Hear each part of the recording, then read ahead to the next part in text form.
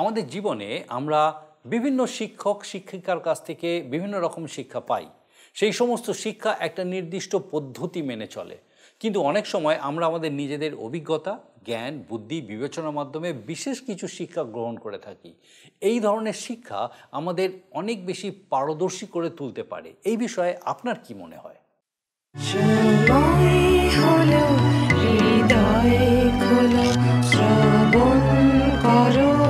জীবন বাণী নম্র চিতে শ্রবণ করো, নম্র চিতে শ্রবণ করো খ্রিস্ট যিশুর জীবন খানি।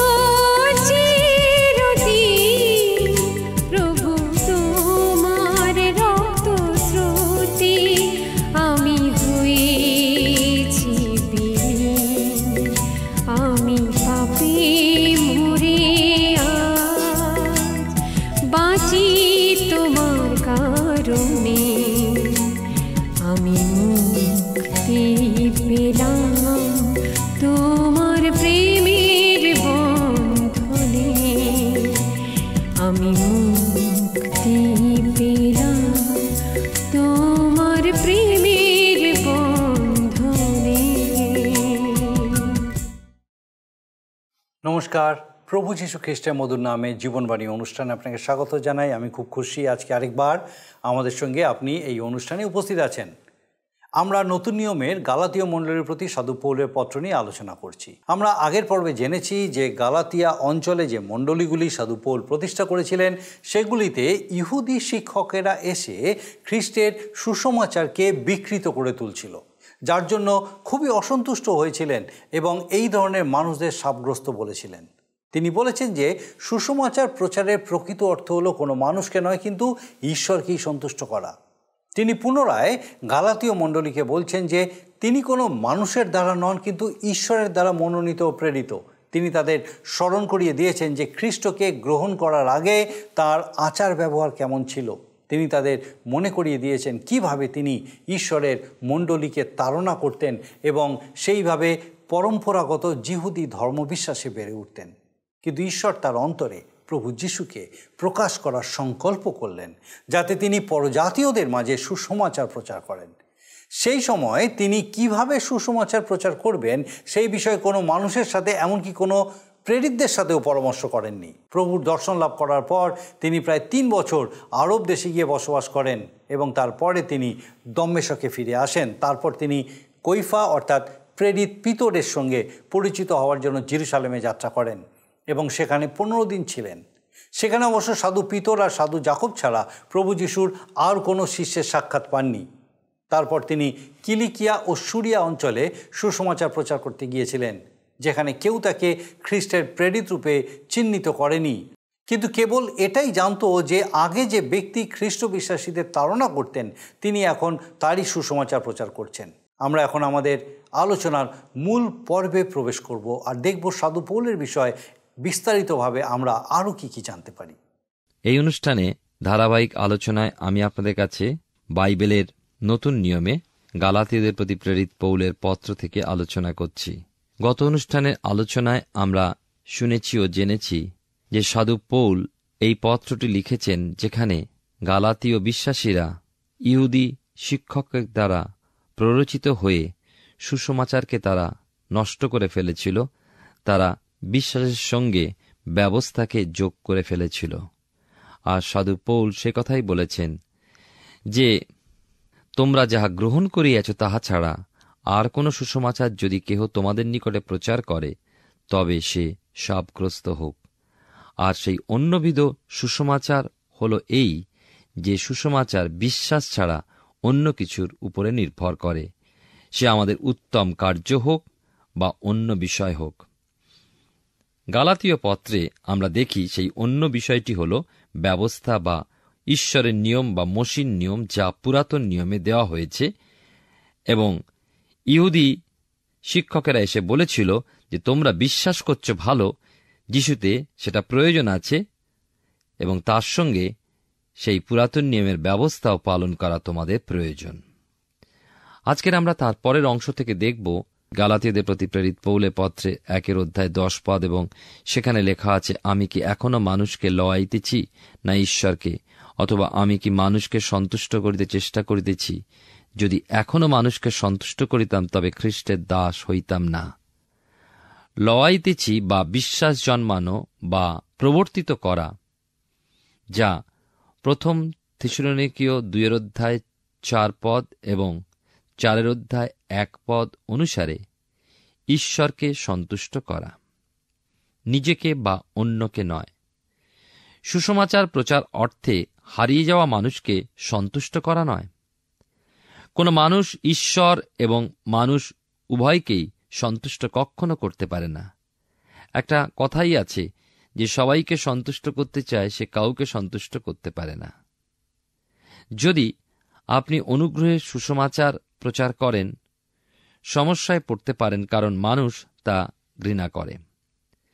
অনেক অপরিত্রাণপ্রাপ্ত খ্রিস্টানও শুনতে চায় না তারা সেই কথা শুনতে চায় বা তাদের মাংসকে যা সন্তুষ্ট করে। অনুগ্রহের সুসমাচার আমাদের হৃদয়কে ভগ্ন করে ও মাটিতে আমাদেরকে নুইয়ে দেয় এবং ঈশ্বরের সামনে আমাদের ভিখারির সমান করে তোলে। মানুষের স্বভাব অনুসারে সর্বদা সে ব্যবস্থা বা নিয়মের বিষয় সহজে সাড়া দেয়। দেখবেন মানুষ নিয়ম পালন করতে খুব চায়, কিন্তু ঈশ্বরের বাক্য পালন করতে বললে বা ঈশ্বরের বাক্য শ্রবণ করতে বললে তারা তা করবে না। সে মনে করে তার কোনো পরিত্রাতার প্রয়োজন নেই, কোনো বাক্যের প্রয়োজন নেই, তার একজন সাহায্যকারীর প্রয়োজন। প্রিয় শ্রোতা বন্ধু, প্রিয় ভাই ও বোন, আমরা কিন্তু ডুবে চলেছি, পাপ সমুদ্রে ডুবে চলেছি। আমাদের প্রয়োজন একজন পরিত্রাতার। যারা ব্যবস্থা সম্পর্কে প্রচার করেন তারা কিন্তু খুবই প্রসিদ্ধ প্রচারক। এমন একজন প্রচারকের প্রচার শুনেছিলাম, যিনি যিশুর এই জগতে আগমনের বিষয় প্রচার করছিলেন, কিন্তু তিনি বললেন না যাদের উদ্দেশ্যে তিনি প্রচার করছেন তাদের প্রয়োজন একজন পরিত্রাতার। তিনি বললেন না যিশুই তাদের জন্য মরেছেন, তাদের পরিত্রাণের নিমিত্ত খ্রিস্টকে বিশ্বাস করা প্রয়োজন। তিনি সমর্পণের কথাও বললেন। প্রিয় বন্ধু, যিশু চান আমাদের পুরাতন জীবন দূর করে নতুন জীবন দান করতে। তিনি আমাদের জীবনকে সম্পূর্ণ নূতন করতে চান। তিনি চান না আপনি খ্রিস্টীয় জীবনযাপন করেন, বরং তিনি আপনার মধ্যে, আপনার জীবনের মধ্যে খ্রিস্টীয় যাপন করতে চান। অর্থাৎ খ্রিস্টীয় জীবন যদি তিনি নিজে আমাদের মধ্যে যাপন না করেন, তবে তা কেমনভাবে সম্পন্ন হতে পারে? প্রথম প্রয়োজন খ্রিস্টের কাছে একজন পাপীরূপে আসা, প্রয়োজন পরিত্রাণ লাভের জন্য। আজ মণ্ডলীতে বহু অপরিত্রাণপ্রাপ্ত ব্যক্তিদের দ্বারা মণ্ডলী পূর্ণ হয়ে গেছে। মণ্ডলী অর্থে যারা এই শব্দের সঙ্গে পরিচিত নন, তাদের সঙ্গে বলতে চাই বিশ্বাসী বর্গ যারা খ্রিস্টকে তাদের নিজেদের জীবনে পরিত্রাতা প্রভু বলে স্বীকার ও গ্রহণ করেছেন। কিন্তু অনেকে আছেন জন্মসূত্রে এই মণ্ডলীতে যুক্ত হয়ে পড়েন। তাদের সেখানে খ্রিস্টকে বিশ্বাসের গুরুত্ব তারা দেন না, কারণ তারা কখনো খ্রিস্টের কাছে আসেননি পাপীরূপে পরিত্রাণ লাভের আশায়। তারা মনে করে কিছু সমর্পণের প্রয়োজন, কিন্তু তিনি কোনো সমর্পণ চান না, বরং তিনি কিছু সমর্পণ করতে চান। এটি কি জানেন? তিনি যিনি আপনার ও আমার জন্য মরেছেন, তার কিছু দেবার আছে আমাকে এবং আপনাকে। বাইবেল বলে পাপের বেতন মৃত্যু, কিন্তু ঈশ্বরের দান খ্রিস্ট যিশুতে অনন্ত জীবন, যা লেখা আছে রোমীয় তার 6:23। লক্ষ্য করুন, আমরা কিছুই দিতে পারি না, কিন্তু ঈশ্বর আমাদেরকে দান করেন। খ্রিস্ট যিশুতে অনন্ত জীবন হচ্ছে আমাদের জন্য তার সমর্পণ। মানুষের বিবেক ব্যবস্থার কাছে সাক্ষ্য দেয়, এবং এই ব্যবস্থা বা ঈশ্বরের নিয়ম যা বাইবেলের পুরাতন নিয়মে মোশি দ্বারা ইসরায়েল জাতিকে দেওয়া হয়েছিল, এই ব্যবস্থা দ্বারা বিশ্বাস মানুষকে উত্তম কাজ করার দিকে আকৃষ্ট করে, যে আমি যদি ভালো কাজ করি তাহলে আমি ঈশ্বরকে সন্তুষ্ট করতে পারব। প্রিয় শ্রোতা বন্ধু, ভালো কাজ করে ঈশ্বরকে সন্তুষ্ট করা যায় না, বরং ঈশ্বরের অনুগ্রহে আমরা যখন পরিত্রাণ পাই তখন আমরা ভালো করার জন্য আহুত হই। অনেক সময় মানুষ মনে সান্ত্বনা পেয়ে থাকেন, যেহেতু তার পাপ তাকে যাতনাগ্রস্ত করে, সেহেতু সে ভালো কাজের দ্বারা ভারসাম্য বজায় রাখতে চেষ্টা করে, যে আমি এতগুলো অন্যায় করেছি, তার পরিবর্তে যদি আমি একটু ভালো কাজ করি, একটু গরিবদের খাওয়াই, বা কোনো দরিদ্র ব্যক্তিকে কাপড় কিনে দিই, ইত্যাদি ইত্যাদি, বা মণ্ডলীতে কোনো জিনিস একটা কিনে দিই। সাধু পৌলও তাই করতে চেয়েছিলেন। তিনি ভালো বংশে, ভালো শিক্ষায়, ভালো কার্যে নিযুক্ত ছিলেন, তাই তিনি কিন্তু অহংকারী ও খ্রিস্ট বিরোধী ছিলেন। আমি কার কথা বলছি? যিনি এই পত্রের লেখক, তার কথা বলছি, যার নাম সাধু পৌল, পূর্বে ছিল শৌল। কিন্তু যেদিন তিনি খ্রিস্টের সত্য জানতে পারলেন, তার সেই উত্তম কার্য সকল তিনি মলবৎ ত্যাগ করলেন ও খ্রিস্টের নিমিত্ত ক্ষতি বলে স্বীকার করলেন। আর যা কিছু খ্রিস্টের জন্য ক্ষতি বলে স্বীকার করলেন, তা তার পক্ষে লাভজনক হয়ে উঠল। পবিত্র আত্মা বর্তমানে অনুগ্রহের সাক্ষ্য দেয়। এ হল সুসমাচারের বিশ্বাস, যা আমাদের বিশ্বাস দান করে। মনে রাখব, পবিত্র আত্মা যদি আপনাকে আমাকে বিশ্বাস না দান করে, আমরা বিশ্বাস লাভ করতে পারি না, এবং সেই বিশ্বাস আমরা লাভ করি তাঁর বাক্য শ্রবণের মাধ্যমে। প্রকৃতপক্ষে ব্যবস্থা বা ঈশ্বরের নিয়ম বা মসির ব্যবস্থা মানুষের পতনকে অস্বীকার করে। কয়িনের অবস্থা ছিল তাই। অনুগ্রহ স্বীকার করে মানুষের পতন যেমন হেবল করেছিলেন, যখন সে ঈশ্বরের উদ্দেশ্যে নৈবেদ্য উৎসর্গ করেছিলেন। হেবল জানতেন ঈশ্বরের উপায়, তাই তিনি ঈশ্বরের উপায় সেই নৈবেদ্য উৎসর্গ করেছিলেন। আর কয়িন করেছিলেন নিজের উপায়, নিজের কষ্টার্জিত পরিশ্রমের ফল হিসাবে ঈশ্বরকে দিয়ে সন্তুষ্ট করতে চেয়েছিলেন। আমাদের প্রত্যেকের জীবনে, প্রিয় ভাই বোন, এটি একটি বিশেষ গুরুত্বপূর্ণ বিষয়, যে উত্তম কার্যের দ্বারা আমরা ঈশ্বরের মন লাভ করতে পারি না, কিন্তু দয়া অনুগ্রহ যা ঈশ্বর আমাদের প্রতি প্রদর্শন করেছেন, সেই দয়ার গুণে আমরা তার পরিত্রাণ, আনন্দ, শান্তি যখন লাভ করি, নবজীবন লাভ করি, তখনই আমরা তাঁর জন্য, মানুষের সেবার জন্য, ভালো কাজের জন্য অগ্রসর হতে পারি। এখন আমরা একটা নতুন বিষয় দেখব, সাধু পৌলের ব্যক্তিগত অভিজ্ঞতা। আমরা দেখব সাধু পৌলের এই অভিজ্ঞতা আরবিয়াতে। 1 দেখুন লেখা আছে, কেননা হে ভাতৃগণ, আমার দ্বারা যে সুসমাচার প্রচারিত হইয়াছে তাহার বিষয় তোমাদিগকে জানাইতেছি যে তাহা মানুষের মতানুযায়ী নয়। তিনি 1 ন্যায় আবার উল্লেখ করলেন যে তিনি ঈশ্বর কর্তৃক নিযুক্ত প্রেরিত। তিনি সুসমাচার মানুষের কাছ থেকে পাননি। ইহুদি শিক্ষকেরা তাঁর প্রেরিতত্ব ও শিক্ষা সম্পর্কে প্রশ্ন তুলেছিল গালাতিয়ে। তিনি প্রথম 12 জন প্রেরিতের মধ্যে ছিলেন না, এটা ঠিকই, কিন্তু পরে যুক্ত হয়েছেন। তারা গালাতীয়দের মনে তাঁর সেই প্রেরিতত্ব ও শিক্ষা সম্বন্ধে সন্দেহ ঢুকিয়েছিল। তাই সাধু পৌল এই ব্যাপারে বলতে মনস্থ করলেন এবং দেখাতে চাইলেন যে তাঁর প্রেরিতত্ব নির্ভর করে প্রভুর সরাসরি তাকে আহ্বানের মাধ্যমে দম্মেশকের পথে, যেখানে প্রভু তার কাছে প্রকাশিত হয়েছিলেন।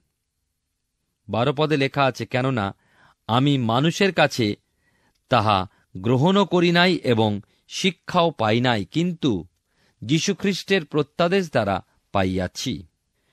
সাধু পৌল বাইবেল স্কুলে গিয়ে প্রেরিতত্ব লাভ করেননি, অথবা মানুষ এসে অভিষেক করার মাধ্যমে তিনি তা লাভ করেননি, বরং সরাসরি খ্রিস্টের কাছ থেকে পেয়েছিলেন। তার কাছে নিজেকে প্রকাশের মাধ্যমে খ্রিস্ট তার সেই মহিমা প্রকাশ করেছিলেন। এর আগে আমি আপনাদের বলেছি, তিনি খ্রিস্ট বিরোধী ছিলেন। দম্মেশকের পথে তিনি প্রভু যীশু খ্রিস্টের সাক্ষাৎ পেয়েছিলেন। সেখানেই তার জীবনের মোড় ঘুরে গিয়েছিল এবং সেখানেই তিনি তার কাছে আহ্বান, অভিষেক এবং তার প্রেরণা লাভ করেন। সুসমাচারও অনেকটা প্রকাশিত বাক্যের ন্যায়, কারণ সুসমাচার পৌলের কাছে প্রকাশ করা হয়েছিল। তিনি পিতার অনুগ্রহে, পবিত্র আত্মার চালনায় প্রভু যীশুর দ্বারা নবায়িত হয়েছিলেন। তিনি পিতর, যাকব অথবা যোহনের মাধ্যমে সেই সুসমাচার লাভ করেননি, কিন্তু সরাসরি প্রভু যীশুখ্রিস্টের মাধ্যমে লাভ করেছিলেন। লক্ষ্য করুন 13-14 লেখা আছে, তোমরা তো যিহুদি ধর্মে আমার পূর্বকার আচার ব্যবহারের কথা শুনিয়াছ। আমি ঈশ্বরের মণ্ডলীকে অতিমাত্র তাড়না করিতাম ও তাহা উৎপাটন করিতাম, আর পরম্পরাগত পৈতৃক রীতিনীতি পালনে অতিশয় উদ্যোগী হওয়াতে আমার স্বজাতীয় সমবয়স্ক অনেক লোক অপেক্ষা যিহুদি ধর্মে উত্তরোত্তর অগ্রসর হইতেছিলাম। অর্থাৎ তোমরা আমার জীবন জানো। তিনি যে ইহুদি ধর্মের মাধ্যমে বড় হয়ে উঠেছেন, তার আরাধনা করেছেন। তিনি পরিত্রাণ বা মুক্তি লাভ করেননি তাদের দ্বারা, বরং সেই ইহুদি ধর্ম থেকে তিনি মুক্তি লাভ করেছেন। 15-17 লেখা আছে, কিন্তু যিনি আমাকে আমার মাতার গর্ভ হইতে পৃথক করিয়াছেন এবং আপন অনুগ্রহ দ্বারা আহ্বান করিয়াছেন, তিনি যখন আপন পুত্রকে আমাতে প্রকাশ করিবার সুবাসনা করিলেন, যেন আমি পরজাতিগণের মধ্যে তাঁহার বিষয়ে সুসমাচার প্রচার করি, তখন আমি ক্ষণমাত্র রক্ত মাংসের সহিত পরামর্শ করিলাম না। জেরুজালেমে আমার পূর্ববর্তী প্রেরিতগণের কাছে গেলাম না, কিন্তু আরব দেশে চলিয়া গেলাম, পরে দম্মেশকে ফিরিয়া আসিলাম। অর্থাৎ সাধু পৌল ঈশ্বরের ইচ্ছানুসারে আহুত হয়েছেন। তিনি রক্ত মাংসের সাথে কোনো পরামর্শ করেননি, কারণ তিনি কোনো কিছু মানুষের কাছ থেকে লাভ করেননি। তিনি সুসমাচার প্রভু যীশুর কাছ থেকে সরাসরি লাভ করেছিলেন, সেই কথাই তিনি এখানে প্রকাশ করলেন। 1-18 দেখি, এটি প্রেরিত তার 9-26-29 ন্যায় লেখা আছে, তারপর 3 বৎসর গত হইলে কৈফার সহিত পরিচিত হইবার নিমিত্তে জেরুজালেমে গেলাম এবং 15 দিন তাহার কাছে রহিলাম। লক্ষ্য করুন, তিনি 3 বৎসর প্রভুকে পাওয়ার পর তিনি কাটিয়েছেন। তখনও তাঁর সাথে অন্য কোনো প্রেরিতদের পরিচয় হয়নি। যখন তিনি শৌল নামে পরিচিত ছিলেন, তিনি যখন জেরুজালেমে আসেন, তখন প্রেরিতরা কিন্তু তাকে গ্রহণ করতে ভীত ছিলেন, এমনকি বিশ্বাসও করেননি। তিনি একজন শিষ্য। আর আমরা জানি প্রেরিতদের কার্যবিবরণীতে যে বার্নাবাস তখন তাকে প্রেরিতদের কাছে নিয়ে এসে জানান প্রভু কেমনভাবে নিজেকে পৌলের কাছে প্রকাশ করেছেন। সাধু পৌল কম বেশি 3 বৎসর আরবের মরুভূমিতে কাটান। এটি আশ্চর্যের বিষয় যে ঈশ্বর কেমনভাবে তাঁর লোকদেরকে প্রস্তুত করেন। তিনি মোশিকেও প্রান্তরে প্রস্তুত করেন, একইভাবে অব্রাহাম এবং এলীয় ভাওবাদীকেও এই অভিজ্ঞতার মধ্যে দিয়ে নিয়ে যান। এটি ঈশ্বরের উপায় মানুষকে প্রান্তরের অভিজ্ঞতায় প্রস্তুত করা। দাউদ যখন রাজা শৌলের ভয়ে পালিয়ে বেড়াচ্ছিলেন, তখন তাকে গুহার মধ্যে প্রস্তুত করেন। একইভাবে তিনি সাধু পৌলকে প্রস্তুত করেন। তিনি 3 বৎসরের কিছু কম প্রান্তরে কাটান। এরপরে জেরুজালেমে প্রায় 15 দিন পিতরের সঙ্গে কাটান। আমরা 19 পদে দেখি, কিন্তু প্রেরিতগণের মধ্যে অন্য কাহাকেও দেখিলাম না, কেবল প্রভুর ভ্রাতা যাকবকে দেখিলাম। সাধু পৌল পিতর এবং যিশুর ভাই যাকব ভিন্ন আর কারোর সঙ্গে সংসর্গে সেই সময় আসেননি। তাদের কাছ থেকে তিনি কিছুই লাভ করেননি। 20 পদে লেখা আছে, এই যে সকল কথা তোমাদিগকে লিখিতেছি, দেখো ঈশ্বরের সাক্ষাতে কইতেছি, আমি মিথ্যা কহিতেছি না।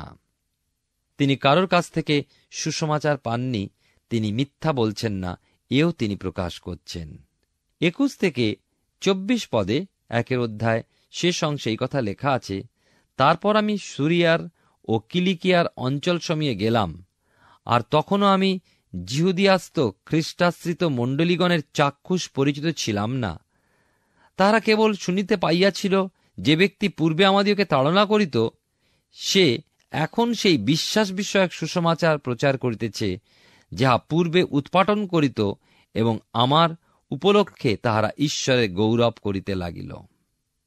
জেরুজালেমের বিশ্বাসীরা পৌলকে গ্রহণ করতে দ্বিধাগ্রস্ত ছিল। বার্নাবাস কিন্তু হয়তো তাকে অনেক দিন জেরুজালেমে অপেক্ষায় থাকতে হতো, যেন অন্যরা তাকে গ্রহণ করে। তারা দ্বিধাগ্রস্ত ছিল, কারণ সাধু পৌল পূর্বে মণ্ডলী অর্থাৎ বিশ্বাসীদেরকে তাড়না করতেন, যে কথা আমি আগে অনেকবার বললাম। কিন্তু তার রূপান্তরিত হওয়ার সেই শিহরণময় অভিজ্ঞতা একজন বিশ্বাসীর জীবনে ঘটে, যখন প্রভু যীশু তার জীবনে নিকটবর্তী হয়। কিন্তু তারা বিশ্বাস করতে পারেননি যে তার্স নিবাসী শৌল একইভাবে রূপান্তরিত হয়েছেন। তারা শুধু সঠিক নয়, কিন্তু অসম্ভব মনে করেছিল। 21 থেকে 24 পদে পৌল তার পরিবর্তনের প্রথম বৎসরের অভিজ্ঞতা বর্ণনা করেছেন। আমার মনে হয় না এটি তার আনন্দজনক সময় ছিল, বরং রোমীয় 7 অধ্যায় তিনি তার অসফলতার কথা বর্ণনা করেছেন। আমরা দেখি যে সাধু পৌলের জীবনে 3টি ভাগ লক্ষণীয়। প্রথম হল, সাধু পৌল একজন অহংকারী ফরিসি ছিলেন। মোশির ব্যবস্থা সম্পর্কে তার চৌখস মন। যারা তাঁর সম্পর্কে জীবনী লিখেছেন তারা বলে থাকেন, তিনি পরিবর্তিত না হলেও জগৎ তার সম্পর্কে জানতে পারত, কারণ তিনি অদ্ভুত অস্বাভাবিক মানুষ ছিলেন। অথচ তিনি একজন অহংকারী যুবক ফরিসি ছিলেন। তিনি ভাবতেন তিনি সবই জানেন। তিনি খ্রিস্টকে ঘৃণা করতেন, তিনি মণ্ডলীকে ঘৃণা করতেন এবং মণ্ডলীকে নিশ্চিহ্ন করতে চেয়েছিলেন। তিনি মণ্ডলীকে তাড়নায় নৃশংস প্রকৃতির এক ব্যক্তি ছিলেন। দ্বিতীয় ভাগ আমরা দেখি দম্মেশকের পথে, যখন তাকে ভূপাতিত হয়েছিল প্রভুর সেই দর্শনে। এই জ্ঞানী জেনেছিল যে যীশুখ্রিস্টকে, যাকে তিনি জানতেন না, তাকে জানাই হল জীবন। তিনি ভেবেছিলেন যীশু মৃত, আর তিনি প্রশ্ন করেছিলেন, প্রভু আপনি কে? যীশু উত্তর দিয়েছিলেন, আমি যীশু, যাকে তুমি তাড়না করো। যখন তুমি আমার মণ্ডলীকে তাড়না করো, তখন আমাকেই তাড়না করো। যখন তিনি প্রভুর সাথে পরিচিত হন, তখন তিনি প্রশ্ন করেন, প্রভু আমায় কি করতে হবে? তিনি প্রভুর সাথে মিলিত হয়ে কিছু সময় আরবে যাপন করেন। এই প্রথম বৎসর তিনি দেখেন যে তিনি যা চান তিনি করতে অক্ষম, আর তারপরই তিনি চিৎকার করে বলে উঠেছিলেন, দুর্ভাগ্যা মনুষ্য আমি, কে আমাকে এই অবস্থা থেকে উদ্ধার করবে? যা আমরা দেখি তিনি প্রকাশ করেছেন রোমীয় তার 7 অধ্যায় 24 পদে। এটি একটি অপরিত্রাণপ্রাপ্ত ব্যক্তির উক্তি নয়, বরং প্রেরিত পৌল তার জীবনের প্রথম দিকের প্রথম বৎসরের অভিজ্ঞতাকে প্রকাশ করেছেন। তৃতীয়ত, অর্থাৎ এরপর তার গৌরবময় দিন, যখন তিনি আত্মার চালনায় জীবনযাপন করেন, যখন তিনি ঈশ্বরের পক্ষে জীবনযাপন করেন, যে স্থানে বিশ্বাস হিসাবে আমাদেরও জীবনযাপন করা প্রয়োজন। আজ বহু অসুখী খ্রিস্টান রয়েছেন, তারা পরিত্রাণ পেয়েছেন, কিন্তু তাদের এত ধর্মকর্ম যে তাদের জীবন দুর্বিষহ হয়ে পড়ে। সাধু পৌল যদি অন্য প্রেরিতদের কাছ থেকে সুসমাচার শোনেননি, তবে তার প্রচারে কি সেই একই সুসমাচার প্রকাশিত হয়েছিল? আমরা এর পরের অধ্যায় দেখব যে অন্য প্রেরিতরা তাঁর প্রচারিত সুসমাচারকে সঠিক বলে মেনে নিয়েছিল। প্রিয় শ্রোতাবন্ধু, প্রিয় ভাই বোন, আসুন বিজয়ী জীবনযাপনের জন্য অগ্রসর হই। আমরা গালাতীয় পুস্তক থেকে ধারাবাহিকভাবে অধ্যয়ন শুরু করেছি, আর আমার বিশ্বাস মহান ঈশ্বর বিশেষভাবে আপনার সঙ্গে কথা বলছেন। সাধু পৌল যিহুদি ধর্মপ্রচারক যারা গালাতীয় মণ্ডলীতে খ্রিস্টের সুসমাচারকে বিকৃত করে তুলেছিল, তাদের সঙ্গে নিজের তুলনা করেছেন। তিনি পুনরুত্থিত প্রভু যিশুর দর্শন লাভ করার আগে কীরকম জীবনযাপন করতেন, তারপরেই বা তার জীবনে কি কি পরিবর্তন এসেছিল, সেই বিষয়ে গালাতীয় মণ্ডলীকে স্মরণ করিয়ে দিয়েছিলেন। তিনি এখানে স্পষ্ট করে বলেছেন যে খ্রিস্টের বিষয়ে তার শিক্ষা তিনি কোনো মানুষের কাছ থেকে পাননি। তিনি কোনো প্রেরিতদের কাছ থেকে সুসমাচার প্রচারের প্রশিক্ষণ লাভ করেননি। এমনকি জেরুসালেমে গিয়ে সাধু পিতর এবং সাধু জাকব ছাড়া আর কোনো শিষ্যেরই সাক্ষাৎ তিনি পাননি। তার শিক্ষা, তার প্রশিক্ষণ সম্পূর্ণভাবে পবিত্র আত্মার দ্বারা সংগঠিত হয়েছিল। আমাদের আগামী পর্বের বিষয় হলো 14 বছর সুসমাচার প্রচার করার পর তিনি পুনরায় জেরুসালেমে যাত্রা করেছিলেন। সেই সময়কার অভিজ্ঞতা তার কীরকম ছিল। আসুন এখন প্রার্থনায় যাব, আর আমি চাইব এই সময় আপনি আমার সঙ্গে প্রার্থনায় যোগ দিন। আসুন প্রার্থনা করি। পরম করুণাময় স্বর্গীয় পিতা, ধন্যবাদ দিই আরেকটি বার তোমার জীবন্ত বাক্য দ্বারা তুমি আমাদের সঙ্গে কথা বললে। ধন্যবাদ দিই আমাদের প্রত্যেক দর্শক বন্ধুর জন্য। প্রভু, তুমি নিয়মিত তাদেরকে আমাদের সঙ্গে এই অনুষ্ঠানে তোমার বাক্যের এই আলোচনায় আসতে সাহায্য করছো। ধন্যবাদ দিই পিতা সেই প্রত্যেকের জন্য। প্রভু, সেই প্রত্যেক পরিবারে, সেই প্রত্যেক গৃহে তোমার শান্তি তুমি আনয়ন করো। স্বর্গীয় পিতা, তোমার পবিত্র অনুগ্রহ পিতা গো, সেই প্রত্যেক দর্শক বন্ধু, তাদের পরিবার পরিজন প্রত্যেককে পিতা তোমার আশীর্বাদে পূর্ণ রাখো। জানি না, হয়তো কেউ হয়তো কোনো কঠিন পরিস্থিতির মধ্যে আছেন, কোনো প্রতিকূলতার সামনে পড়েছেন, অথবা হয়তো কোনো রকম কোনো সামাজিক কারণে, অর্থনৈতিক কারণে, যে কোনো কারণে পিতা গো হয়তো খুবই কষ্টের মধ্যে আছেন। স্বর্গীয় পিতা, প্রার্থনা করি তোমার পবিত্র পরাক্রমে উদ্ধার করো। স্বর্গীয় পিতা, সেই ব্যক্তি বা সেই পরিবারকে তোমার আশীর্বাদ অনুগ্রহে পূর্ণ করো, এবং তারা যেন পিতা তোমার উপস্থিতির সহভাগিতায় স্থির হতে পারে, বিশ্বাসে তোমাতে আরও বলিয়ান হতে পারে যে প্রভু তুমি তাদের ছেড়ে দাওনি, কিন্তু তুমি তাদের সঙ্গে আছো। এই বিশ্বাসে তাদেরকে আরও বেড়ে উঠতে সাহায্য করো। আমাদের সেই প্রত্যেক দর্শক বন্ধু, প্রত্যেক পরিবার, প্রত্যেককে তোমার জন্য সমর্পণ করে ধন্যবাদের সঙ্গে প্রার্থনা তোমার যিশু নামে চাই, দয়া করে শ্রবণ ও গ্রহণ করো। আমেন। ঈশ্বরের ধন্যবাদ দিই তার জীবন্ত বাক্য আমাদের সঙ্গে কথা বলে। আর আমার বিশ্বাস আগামী দিনেও আমাদের এই জীবনবাণী অনুষ্ঠানে আপনি অবশ্যই উপস্থিত থাকবেন, যখন এইভাবে ঈশ্বরের বাক্য আপনার সঙ্গে কথা বলবে। ঈশ্বর আপনার মঙ্গল করুন। প্রিয় বন্ধু, আশা করি জীবনবাণী অনুষ্ঠানটি আপনার ভালো লেগেছে। আর যদি ভালো লেগে থাকে তাহলে অবশ্যই আমাদের একটি মিসড কল দিন। আপনার দেওয়া মিসড কলটি আমাদের কাছে অতি মূল্যবান। আমরা আনন্দের সাথে জানাই, প্রতিটা মিসড কল দাতাদের মধ্যে থেকে সপ্তাহের শেষে বিশেষ দর্শক বন্ধুকে বেছে নেওয়া হবে এবং সেই দর্শক বন্ধুকে পুরস্কৃত করা হবে ও সপ্তাহের শেষে তার ছবি ও নাম আমাদের অনুষ্ঠানে প্রকাশ করা হবে। গত সপ্তাহের বিজয়ী দর্শক বন্ধুরা হলেন উত্তর 24 পরগনা থেকে চন্দনা অধিকারী ও দক্ষিণ 24 পরগনা থেকে স্বপন মণ্ডল।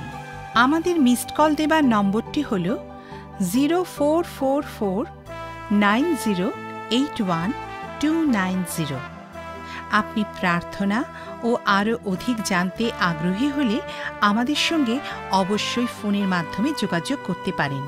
আমাদের মোবাইল নাম্বার 9433497235 এবং আরেকটি হল 9433803755। আর আমাদের ঠিকানা টিভি স্ক্রিনে আপনারা দেখে নিন। ধন্যবাদ। ভালো থাকুন, সুস্থ থাকুন।